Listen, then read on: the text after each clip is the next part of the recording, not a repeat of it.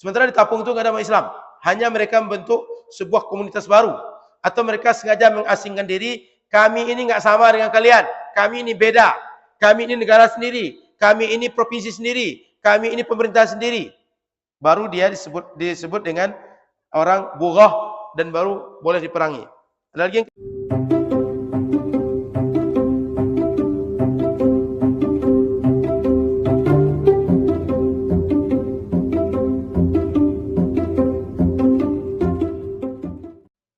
kalau tidak, saya masuk ke bughah. Faslun. Halaman berapa? 142. Faslun. Wa yuqatalu ahlul baghi bi thalathati syara'it. Ay yakunu fi man'ah. Wa ay yakhruju an qabdatil imam. Wa ay yakuna lahum ta'wilun sa'ir. Wa la yuqtalu asiruhum. ولا يغنم مالهم ولا يذفف على جريحهم. Katanya wa yuqatalu, boleh diperangi ahlul baghi, orang-orang yang melawan orang-orang yang tidak patuh pada pemerintah. Kalau bahasa politik di kita separatisme, kelompok separatis, itu boleh diperangi. Tapi baghi ini sebenarnya lebih khusus dengan ketentuan. Ada 3 syarat yang kita amati. 1, ayyakunu fi man'ah. Orang-orang yang keluar dari ketaatan kepada pemerintah ini, keluar daripada ketaatan pada imam ini, mereka punya kekuatan. Mereka punya pasukan. Mereka punya senjata. Mereka punya barak. Mereka punya posko. Mereka punya pasukan yang siap untuk berperang, punya amunisi, punya strategi, dan memang siap untuk perang. Yang kedua, wa ay yakhruju an qabdatil imam. Mereka memang keluar daripada ketaatan kepada imam. Jadi ada kekuatan yang kedua, tidak taat kepada imam, tidak taat kepada pemerintahan Islam, punya pemikiran sendiri. Dan pemikiran sendiri itu mereka mengharuskan harus pemikiran mereka yang diterapkan. Dan siap berlawanan dengan pemerintah. Dan siap untuk mempertahankan dan perang untuk mempertahankan itu. Yang ketiga, wa ayyakuna lahum ta'wilun sa'ir. Mereka punya takwil berdasarkan pemikiran mereka terhadap pelaksanaan syariat. Mereka punya takwil sendiri. Takwil sendiri itu bahasa kitanya punya pemahaman sendiri dalam mengamalkan syariat. Kita bahas satu-satu. Sebelum kita bahas kepada 3 syarat tadi Bapak Ibu, pertama, secara definisi disebut orang itu bughah atau ahlul baghi apabila orang tadi adalah mereka mukhalifuna lil imam. Mereka berbeda pendapat atau berselisih atau menentang imam bil khuruji an ta'atihi dan keluar daripada ketaatan imam, enggak mau melaksanakan. Kayak kita negara ini diatur kalian enggak boleh angkat senjata, dia angkat senjata juga. Semua masyarakat enggak boleh punya senjata. Semua masyarakat mesti bayar pajak. Semua masyarakat enggak boleh pergi ke sana kemari hari itu segala macam. Diatur pemerintah, enggak mau dia. Kami aturan kami sendiri. Kami bebas dari aturan negara. Kira-kira begitu. Bilimtina'i an haqqin tawajjaba alaihim. Mereka disuruh bayar zakat, enggak mau bayar zakat. Disuruh bayar pajak di negara, enggak mau bayar pajak. Disuruh mereka melakukan ibadah, kalian ibadahlah di tempat kalian, jangan ganggu orang lain. Enggak mau. Kami semau kami saja. Artinya aturan-aturan negara resmi ini mereka tak siap. Aturan syariat yang definitif mereka enggak siap. Dan mereka menentang. Lalu berusaha menunjukkan kami ini begini. Maka baru disebut dengan mereka bughah atau ahlul baghi.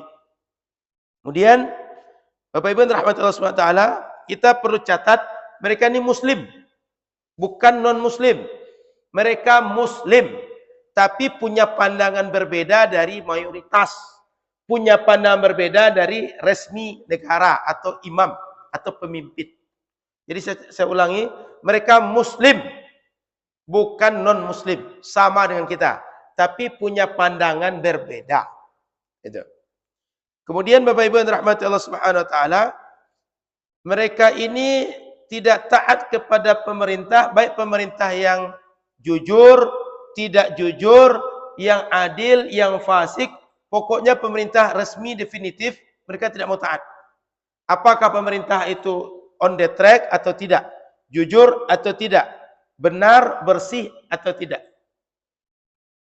Kemudian Bapak Ibu rahmati Allah Subhanahu wa taala, bagaimana secara syariat hukumnya seperti orang yang barusan kita cerita, haram hukumnya.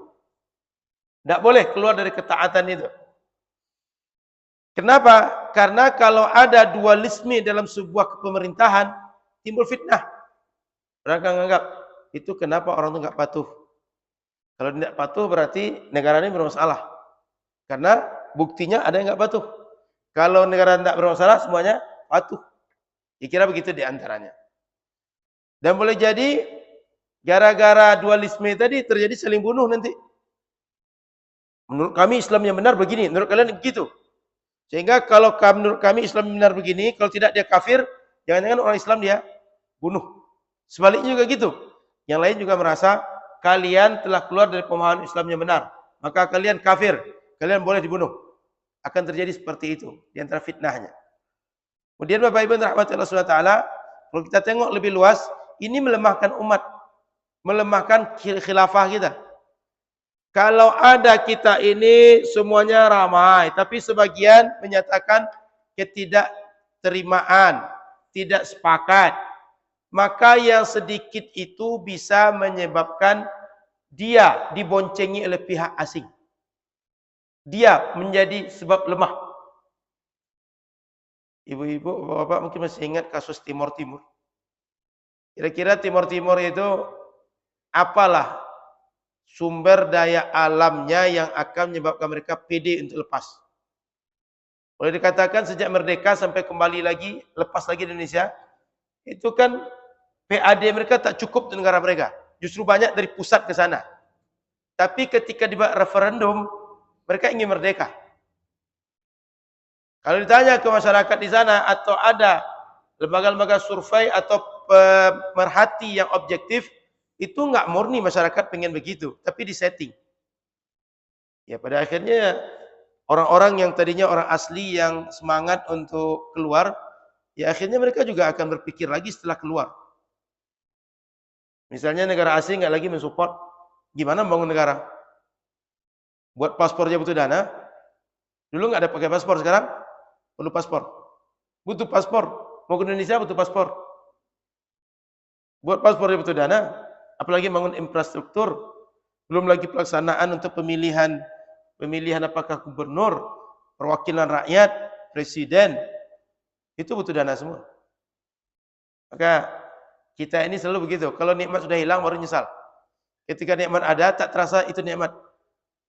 Maka jangan tunggu nikmat itu sudah hilang baru saya ingin tahu lah gimana rasanya sakit. Jangan sudah sakit baru menyesal. Enak rupanya sehat itu bisa ngaji terus. Kalau sakit nggak bisa datang ke Nurul Fajar. Kalau sakit nggak bisa datang buka bersama ke Nurul Fajar. Kalau sakit nggak bisa ikut membagikan paket anak yatim di Nurul Fajar. Contoh begitu. Memang orang sakit bisa ibadah. Tapi dalam keadaan sehat bisa ibadah lebih baik, lebih optimal. Orang sakit kadang-kadang pakai kancing baju juga nggak bisa. Kalau sudah sakit. Nah, maka Bapak Ibu rahmati Allah Subhanahu wa taala, saya ulang bahwa ketika kita punya dualisme dalam sebuah negara, di situ akan terjadi pelemahan. Itu juga sebabnya dalam satu masjid jangan dibuat dua jamaah. Kenapa? Nanti orang akan mengira, itu jamaahnya kan nggak ikut dengan imam. Berarti jangan-jangan imam ini bermasalah. Sebab ada orang nggak mau ikut. Itu pikiran liar itu nggak bisa kita atur. Setiap orang bisa berpikir dengan apa yang dia nampak. Tapi sikap kita bisa kita atur agar orang lain tidak curiga, tidak bersangka kepada kita. Nah, gitu Bapak Ibu. Jadi di masjid kita ketika berjamaah, jika kita tidak bisa bersama dengan kelompok jamaah pertama, tunggu sampai selesai baru buat jamaah kedua. Jangan dibuat dua imam. Nah, ini catatan juga. Bapak Ibu akan ada pulang, mungkin pulang kampung atau ada jalan-jalan. Sehingga nanti di halte atau di pom bensin atau di masjid-masjid pinggir jalan ada nampak orang sedang berjamaah. Kita pengen berjamaah. Orang itu memang jamak qashar, kita juga jamak qashar. Sehingga kita lihat itu orang itu jamak qashar. Jangan-jangan kita mau zuhur di asar. Kan begitu pikiran kita. Sehingga orang dengan jamaah dia kita buat lagi jamaah baru. Itu tidak boleh. Kalau bapak ibu ingin salat jamaah, kalau tidak tunggu mereka selesai ikut mereka. Ustaz, kami kan nggak tahu niatnya tadi zuhur apa asar. Kami ini mau zuhur. Jangan-jangan mereka asar, kami zuhur. Dalam berjamaah tidak mesti sama niat imam dan makmum. Tapi yang harus sama itu tata cara sholat dan pekerjaannya. Maksudnya tata cara sholat itu bahwa imam pakai berdiri, pakai rukuk, pakai sujud, pakai tasyahud. Kita pakai itu juga, berarti sama itu. Tapi kalau yang satu sholat mayat, yang satu sholat biasa, itu nggak sama tata caranya itu. Ngerti? Kita pakai ruku, dia nggak pakai ruku. Itu nggak boleh jamaah begitu. Yang kedua, pekerjaannya sama. Artinya, ketika imam berdiri, kita juga berdiri. Ketika imam ruku, kita juga ikut ruku. Ketika imam sujud, kita juga ikut sujud. Itu boleh berjamaah, meskipun niatnya nggak sama. Sama dengan kita jamaah. Anggap tadi imam kita, dia tak niat berjamaah dengan kita. Kita niat jamaah dengan dia. Itu boleh. Termasuk imam itu jangan-jangan dia niatnya qadha salat subuh waktu kapan? Bukan subuh hari ini. Itu boleh kita berjamaah dengan dia. Kalau imam tidak niat berjamaah dengan kita, dia tak dapat pahala jamaah. Meskipun jadi imam. Tapi jamaah kalau tidak berniat jamaah, dia tidak sah salat dia. Itu bedanya. Saya ulang. Dalam salat berjamaah, tidak mesti sama niat imam dengan makmum. Yang harus sama kaifiat salatnya. Yang harus sama pekerjaan solatnya mesti imam diikut oleh makmum. Sama-sama berdiri, sama-sama rukuk, sama-sama sujud, sama-sama tasyahud.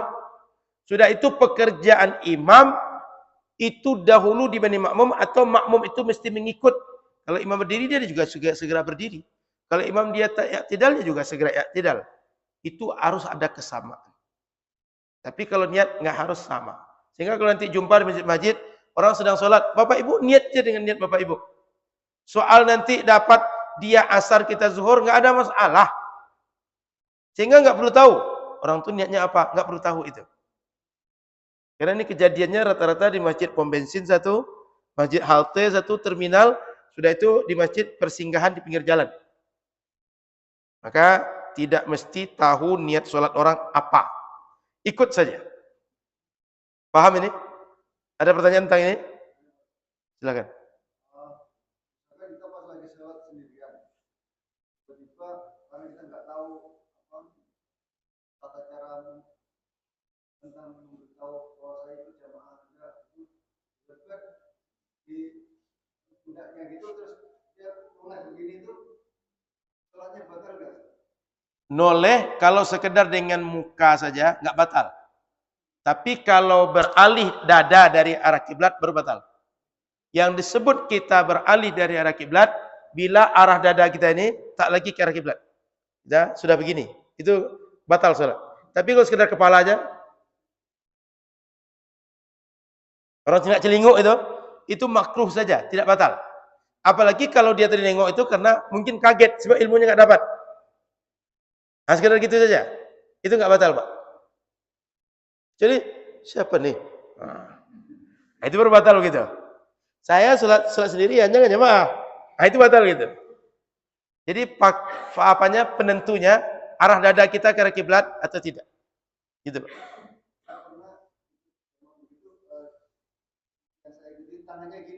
Itu orang nggak ngerti itu, Pak. Bukan orang ngerti itu. Iya betul. Itu orang nggak ngerti yang gitu. Sehingga dia bilang saya ini sholat sunnah, jangan ikut dengan saya. Padahal nggak ada masalah. Kan tadi kuncinya nggak mesti sama niat imam dengan makmum. Maka bisa kita niat wajib, imam niatnya sunnah. Gitu. Yang perlu sama itu adalah kaifiatnya. Saya tulis.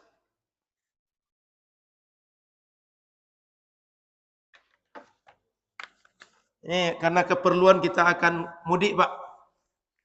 Jangan pas mudik bingung. Kan nggak mungkin nelpon saya kan? Satu, kaifiat mesti sama. Maksud kaifiat ini, kita ada berdiri, ada rukuk, ada sujud, ada tasyahud, sama-sama ada, maka boleh berjamaah. Yang kedua, pelaksanaan sama pekerjaannya. Maksudnya, ketika imam sujud, makmum juga sujud. Itu sah jamaahnya. Jangan sampai imam sujud, makmum tengok aja, biar selesai dia dulu. Tapi imam sujud, makmum juga sujud. Sah jamaah, sama pekerjaannya. Sudah itu yang ketiga, makmum mengikut gerakan imam. Artinya apa gerakan makmum setelah imam gitu. Kalau imam sudah rukuk, baru dia juga rukuk itu. Bukan duluan makmum daripada imam. Makmum menyusul. Apa bahasanya? Pokoknya maksudnya, imam ketika rukuk, baru dia rukuk. Imam sujud, baru dia sujud. Enggak duluan dia gitu. Mengikuti ya. Oke. Mengikuti gerakan imam. Ini 3 kata kuncinya. Satu, kaifiatnya sama. Apa maksudnya? Sama ada berdirinya, sama ada rukuknya, sama ada sujudnya, sama ada i'tidalnya, sama ada tasyahudnya. Kalau kita sholat ada semua bagian ini, imam kita sholat jenazah cuma berdiri, itu nggak boleh berjamaah. Saya ulang, selama sama ada ini, itu boleh berjamaah. Sehingga kalau Anda Bapak Ibu lambat ke masjid karena lama berbuka puasa, atau habis berbuka lama kemas-kemas, waktu datang masjid orang sudah tarawih. Bapak Ibu bermakmum saja dengan imam yang tarawih, niatkan isya. Salam imam 2 rakaat, Bapak Ibu 2 rakaat jangan salam. Tambah 3, sempurnakan 4, baru salam. Dapat pahala jamaah, isya-nya dikerjakan, dan dapat pahala berjamaah. Jadi yang dilihat itu mesti sama kaifiatnya. Bahwa pekerjaan sholat imam dengan kita sama. Ngerti ya? Yang kedua, pelaksanaan pekerjaan imam dengan makmum sama. Maksudnya, ketika imam berdiri, kita juga berdiri. Jangan sampai ketika imam berdiri kita ruku, atau ketika imam berdiri kita sujud. Enggak. Kita mengikut pelaksanaannya dengan imam. Imam berdiri kita berdiri, imam ruku kita ruku, imam sujud kita sujud. Yang ketiga, pelaksanaan ruku dan sujud kita itu setelah imam mengomando baru kita ikut. Contoh kita Allahu Akbar takbiratul ihram. Kita harus takbiratul ihram. Imam ruku, baru kita ruku. Imam sujud, baru kita sujud. Begitu. 3 ini patokannya. Niat nggak mesti sama. Sehingga kalau Bapak Ibu nanti sholat di masjid yang tidak diketahui imam itu sholat apa, nggak usah ragu, ikut saja. Tinggal jumlah rakaat yang belum selesai bagi kita, sempurnakan setelah imam salam. Gitu. Tadi kita tahu imam lagi sholat tarawih, kita sholat isya. Kita tahu mereka lagi. Ya. Nggak ada masalah, Pak. Makanya ketentuannya 3 ini mesti. Niat antara imam makmum beda, nggak ada masalah. Termasuk kalau imam ini berniat, dia sholat sendirian aja. Usolli fardhu subhi adaan lillahi ta'ala. Sementara kita berniat bermakmum dengan dia, nggak ada masalah. Termasuk kalau dia niat, ini sholatnya sholat qadha, bukan sholat yang sekarang gitu. Dia karena kemarin nggak subuh, qadhanya sekarang. Kita sholatnya sholat hari ini, itu nggak ada masalah. Jadi nggak mesti ada kesamaan niat imam dengan makmum. Tapi kalau makmum berjamaah dengan imam, mesti mengatakan diri dia berjamaah dengan imam. Gitu Pak. 3 ini mesti sama. Kaifiat 1. Yang kedua, pelaksanaan imam, pekerjaan sholatnya itu, dia mesti sama dengan imam. Imam rukuk, dia rukuk. Imam berdiri, dia berdiri. Yang ketiga, pelaksanaan ini mengikut setelah imam mengaba-aba, baru dia melakukan gerakan yang diaba-aba oleh imam. Gitu Pak. Makanya, kalau di halte ada masjidnya kita singgah, mau tahu kita sholat imam yang sedang sholat atau tidak, nggak ada masalah. Gabung saja. Kalau nggak mau gabung itu, nggak tenang rasanya, tunggu dia selesai, buat baru.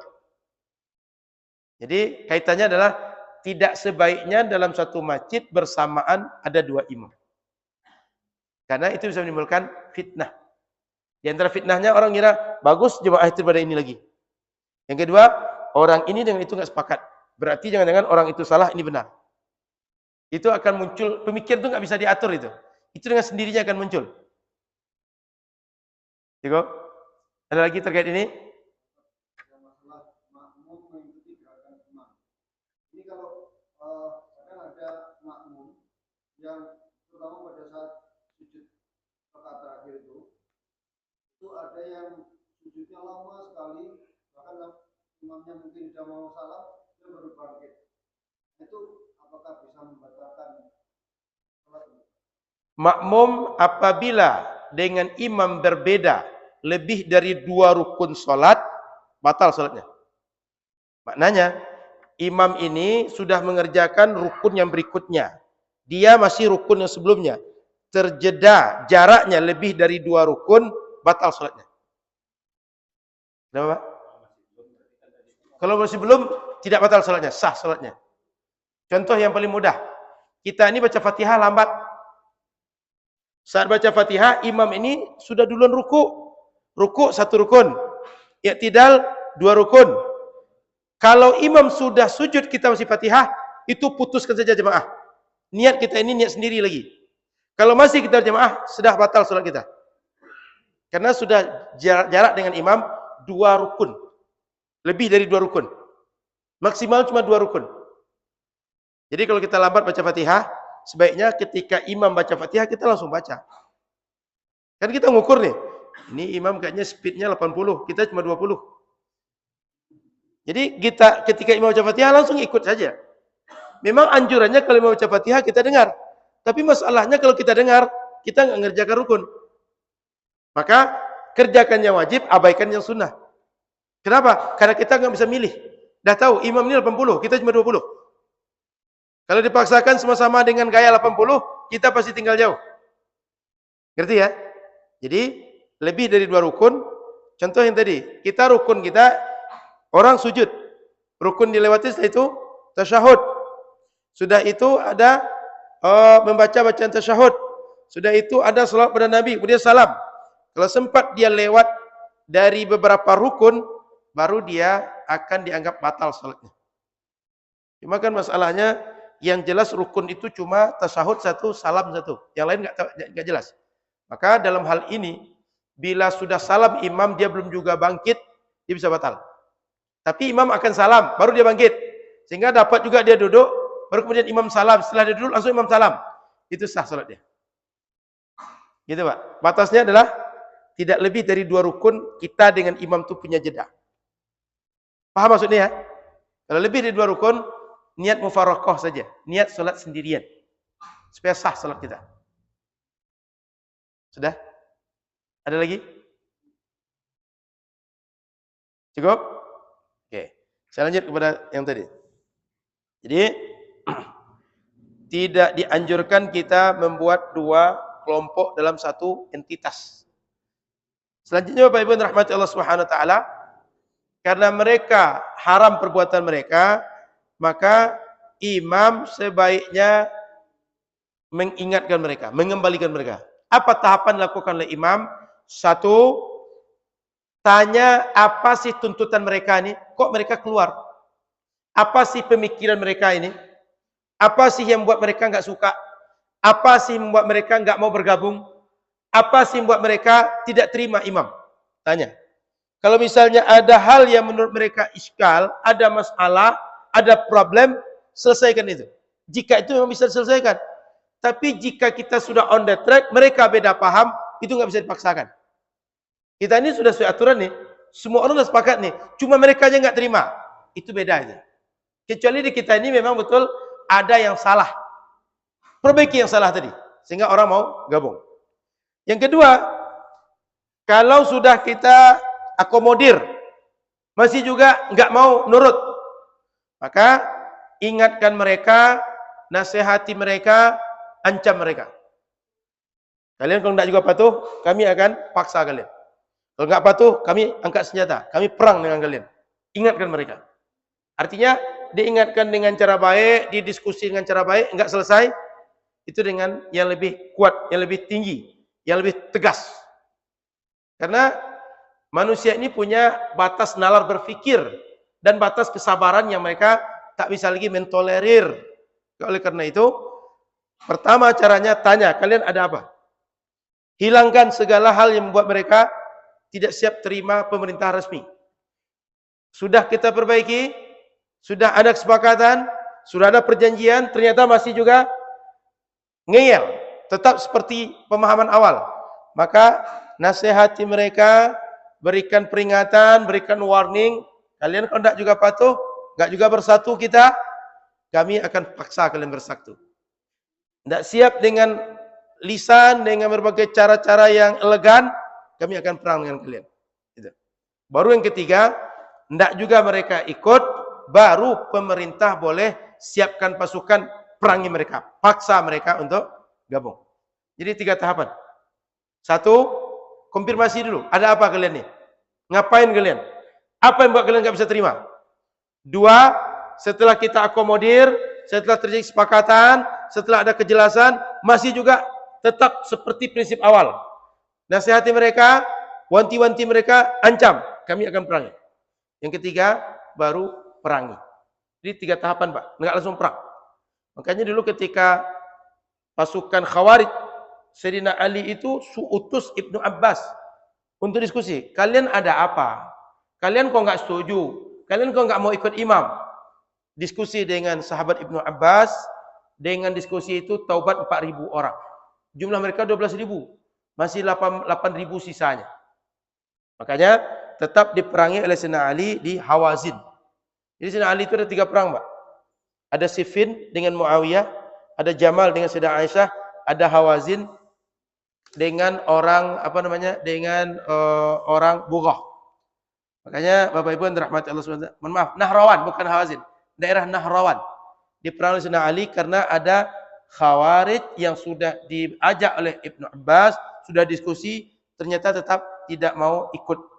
Maka diperangi. Karena kalau mereka nggak diperangi, ini menjalar, Pak. Kekuatan kecil ini bisa jadi besar. Orang yang tidak tahu, ketika dapat dakwah mereka, itu akan bisa terbawa. Sehingga mereka makin lama makin besar. Dan ini menjadi duri dalam daging. Yang nanti kalau mereka kuat, jangan-jangan negara resmi ini justru hilang. Jangan-jangan justru masyarakat yang damai dengan kesatuan umat justru terancam keselamatan mereka. Maka mesti diselesaikan. Kemudian Bapak Ibu rahmati Allah SWT, kenapa dulu Abu Bakar memerangi orang yang tak mau berzakat? Karena mereka ini punya pemikiran yang salah. Yang kedua punya kekuatan dan siap melawan. Makanya diperangi dulu. Oleh karena itu Bapak Ibu rahmati Allah SWT, Bapak Ibu perlu tahu, orang dulu tak mau berzakat di masa Abu Bakar karena mereka menganggap kami hanya bayar zakat kepada Nabi. Sebab doa Nabi itu yang menyebabkan tenang orang berzakat. Doa selain Nabi tak sama dengan doa Nabi. Kan di surat apa itu? Khudh min amwalihim shadaqatan tutahhiruhum wa tuzakkihim biha wa shalli alaihim fa inna salataka sakanul lahum. Itu salat di situ, doa di situ yang jadi sebab sakinah. Kalau doa Nabi, doa selain Nabi enggak jadi sakinah. Kami sekarang berzakat kalau ke Nabi mau, kalau bukan Nabi enggak mau. Kenapa? Enggak dapat seperti yang kata ayat. Gitu kira-kira. Maka Abu Bakar perangi mereka. Baik, Bapak Ibu rahmati Allah Subhanahu wa taala, lanjut. Syaratnya lagi orang tadi disebut dengan Bughah, lalu tahapan-tahapan dilalui ada 3 tadi. Lalu kapan kita perangi kalau mereka tetap ngeyel?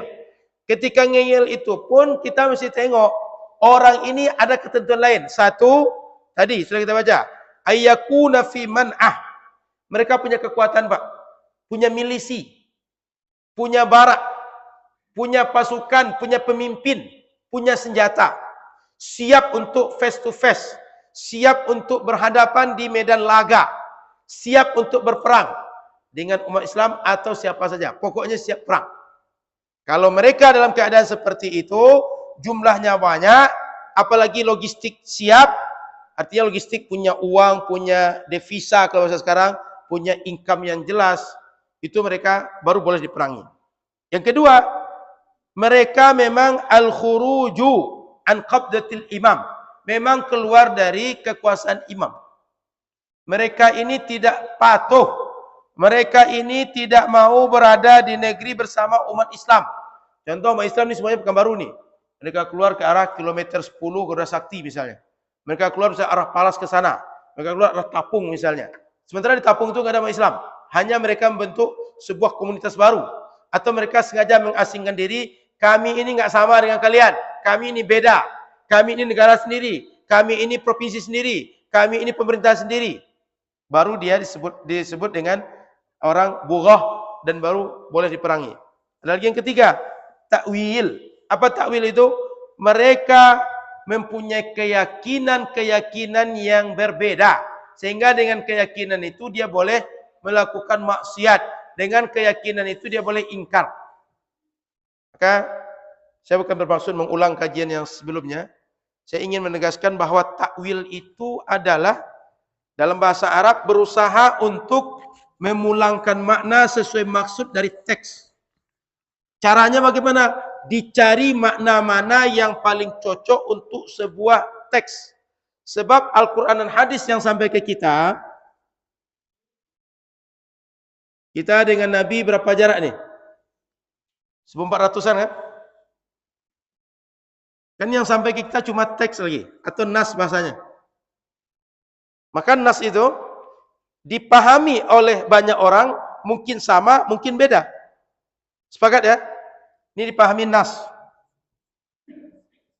Yang memahami ada Syafi'i, ada Maliki, ada Hanafi, ada Hambali, ada Zahiri, ada Imami, Syiah Imami maksudnya. Bisa sama, bisa beda. Karena banyak orang. Oke, paham sini Bapak Ibu? Jadi kita itu nas. Kalau misalnya Quran dan hadis di masa Nabi bisa konfirmasi. Nabi yang mana satu yang kami amalkan? Pemahaman kami begini begitu. Ada sekian pemahaman kami. Saya memaham begini, yang lain memahami begini, yang lain memahami begini. Yang mana diamalkan bisa konfirmasi. Masalahnya Nabi tidak ada lagi saat ini. Yang ada cuma nas. Karena nas orang mempelajari teks.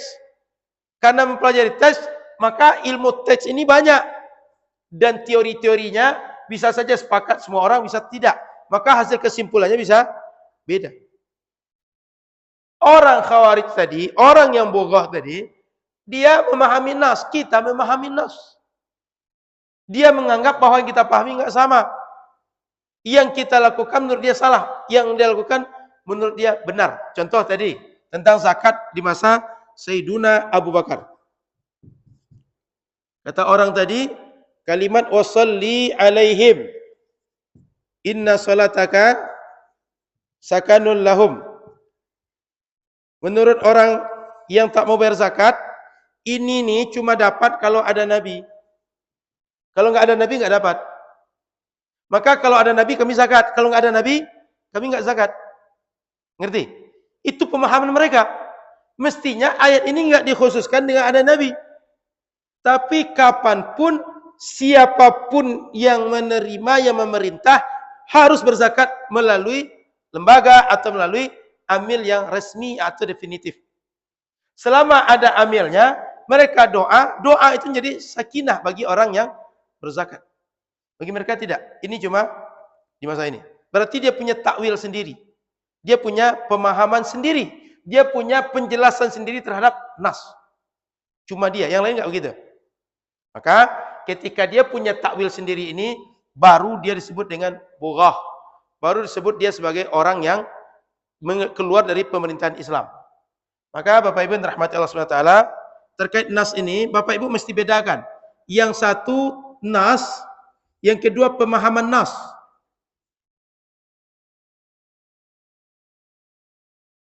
Kalau orang mengimani nas, mengambil nas, jangan kita sebut dia mengingkari Quran. Karena orang ketika memahami nas, mungkin pemahamannya sama dengan kita atau tidak. Bila pemahaman kita sama dengan orang, anggap kita akur. Bila tak sama, kita anggap, oh dia mengingkari ayat Quran, dia mengingkari hadis Nabi. Enggak boleh. Kenapa? Sama-sama mengimani nas, tapi perbedaan dalam pemahaman yang terjadi antara kita dengan orang. Kalau terjadi perbedaan pemahaman, jangan digiring mengatakan, kalian mengingkari nas, kalian mengingkari Quran. Enggak. Itu mesti bedakan Bapak Ibu. Satu, nas. Yang kedua, pemahaman terhadap nas. Balik sedikit pada diskusi kemarin. Ayat Qur'annya semua kita sepakat. Bahwa Ahlus Sunnah dengan selain Ahlus Sunnah sepakat. Ayatnya sama kita imani. Tapi pemahaman dari ayat tadi yang enggak sama. Bila beda pemahaman, jangan digiring. Kalian ingkari nas, kalian ingkari Quran, ingkari hadis, enggak boleh begitu. Sama ngambilnya, cuma pemahamannya enggak sama. Begitu juga dengan orang ini. Sama mengamalkan bahwa yakin zakat, tapi mereka zakat itu cuma kepada Nabi. Setelah Nabi, enggak lagi wajib zakat. Kenapa? Inna salataka sakanul lahum, enggak dapat kalau enggak dengan Nabi. Gitu. Jadi Bapak Ibu, boleh orang ini diperangi bila mereka punya takwil sendiri, punya interpretasi syariat sendiri. Yang itu secara ilmiah bisa jadi runtuh secara ilmiah. Tapi mereka merasa inilah paling benar. Jadi menghilangkannya dengan paksa. Caranya perang. Nah, gitu. Baik, Bapak Ibu rahmat Allah Subhanahu wa taala. Setelah itu wala yuqtal asiruhum. Bila terjadi perang, sudah tertangkap mereka sehingga ada tawanan perang, itu enggak boleh dibunuh tawanan perang mereka. Kalau perang normal, itu tawanan perang boleh ditawan lalu minta tebusan atau ditawan kemudian dibunuh, itu boleh. Kalau perang normal. Tapi kalau perang Ahlul Bughah, enggak boleh tawanan mereka dibunuh. Kan di perang Badar Nabi tanya kepada berapa sahabat. Kata Abu Bakar, sebaiknya ini tawanan ini jangan dibunuh, kita tawan saja. Kata Omar dan beberapa sahabat lain, kita bunuh Nabi. Kan beda pendapat tuh. Akhirnya dibunuh mereka. Maka tawanan perang ini dalam perang normal boleh dibunuh. Perang dalam Ahlul Bughah enggak boleh dibunuh, mesti dipenjara. Dalam penjara itu dakwah mereka, ajarkan mereka, ingatkan mereka, berikan penjelasan kenapa kalian salah, kenapa kami benar, dan kalian kami perangi. Itu mesti begitu. Wala yughnam maluhum. Kalau sempat mereka kalah, harta mereka enggak boleh jadikan ghanimah. Dalam perang itu ada namanya ghanimah. Kemudian maksud ghanimah ini Bapak Ibu, ada 3 harta dalam perang itu Bapak Ibu perlu bedakan. Ada namanya ghanimah, ada salab, ada fai'. Ketiga-tiganya disebut dalam Al-Quran. Ghanimah, ada fai', ada salab. Ghanimah ini harta rampasan perang bila didapatkan setelah musuh KO. Setelah musuh menyatakan dia kalah, dia lari, dia tinggal harta dia. Kalau fai' ini tanpa perang atau larikan diri sebelum perang. Sudah face to face nih, mereka lihat, itu enggak mungkin kita hadapi. Dia lari, ditinggalkannya aset dia, logistik dia. Kita ambil, namanya fai'. Yang ketiga salab. Salab ini adalah aset atau benda yang berada di badan prajurit.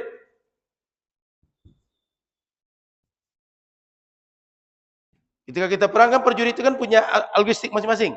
Baju perang, boleh jadi dia punya perhiasan, boleh jadi dia punya uang di kantong. Itu boleh diambil oleh siapa yang membunuh dia. Contoh saya face to face bunuh orang musyrik atau orang kafir itu 5 orang. Masing-masing dia saya preteli kekayaan dia, saya masukkan dalam karung untuk saya sendiri, itu boleh. Namanya salab. Ada ghanimah, ada fai', ada salab. Itu ada berapa istilah. Jadi ini minimal Bapak Ibu tahu, sekedar tahu istilah. Ghanimah ini kan terjadi setelah musuh KO. Mereka tidak boleh harta mereka jadikan ghanimah. Balikkan ke mereka. Atau masukkan ke Baitul Mal. Jangan diambil oleh kita. Jadi balikkan ke mereka harta mereka. Kemudian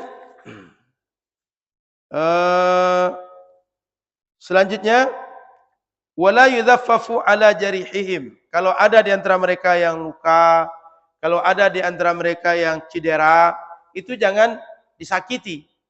Tapi mereka dibantu, mereka dipulihkan kembali. Kenapa? Karena mereka itu sebenarnya saudara kita. Karena saudara kita, maka mereka tak boleh kita hukumi dia seperti orang kafir saat perang. Wallahu a'lam. Silakan kalau ada pertanyaan terkait ini.